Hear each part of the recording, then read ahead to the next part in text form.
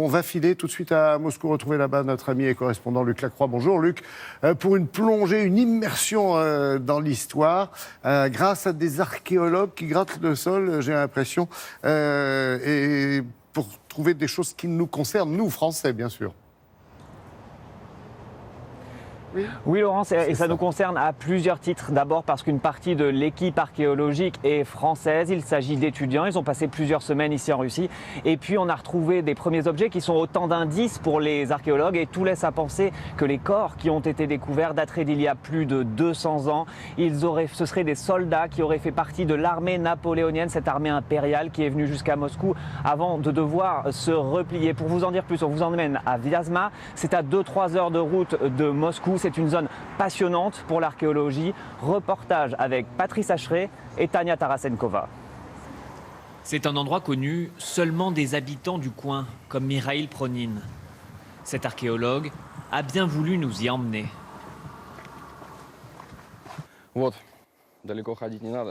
Pas besoin d'aller très loin. Avec le temps, ces os humains sont ressortis. Des ossements qui pourraient dater de 1812 et de la campagne de Russie de Napoléon. C'est exceptionnel des ossements comme cela? Ils sont là, à la surface. Ça, c'est une partie de jambe, et ça, c'est une épaule. On pense que c'est une fosse française. Un peu plus loin, une équipe franco-russe a commencé des fouilles. Certains sont bénévoles, tous creusent uniquement à la main, comme l'exigent les autorités russes. Et au bout de 2 semaines de travail, ils font leur première découverte.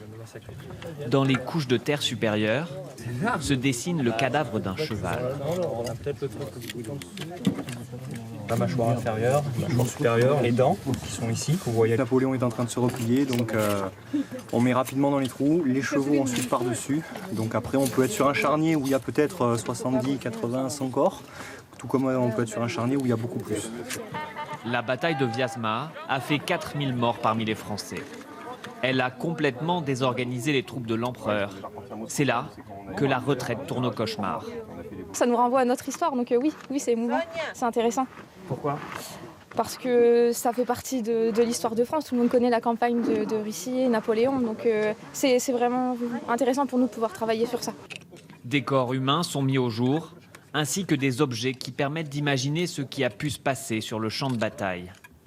Vous avez ici un exemple typique de ce qui a pu arriver à nos soldats français, à nos grognards, puisqu'on a la trace, la marque vraiment nette de ce crâne perforé par typiquement ce type de balle. À cet endroit, les fouilles vont encore durer quelques jours. Les archéologues espèrent bientôt revenir dans cette région qui renferme une partie des secrets des campagnes napoléoniennes. Luc, il n'y aurait pas un double enjeu, certes archéologique, mais aussi diplomatique dans cette affaire de fouilles? Oui, Laurent, d'abord parce que l'homme qui a lancé ces fouilles est une personnalité particulière. Il s'agit de Pierre Malinowski, c'est un ancien militaire, il a été proche de Jean-Marie Le Pen.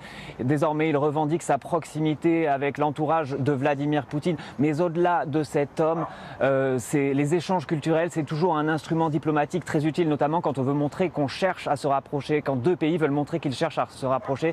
Et c'est justement le cas en ce moment de la France et de la Russie. Les 2 puissances s'étaient éloignées lors de la crise en Ukraine et de l'annexion de la Crimée en 2014 par la Russie. Mais aujourd'hui, ces 2 pays veulent renouer le dialogue.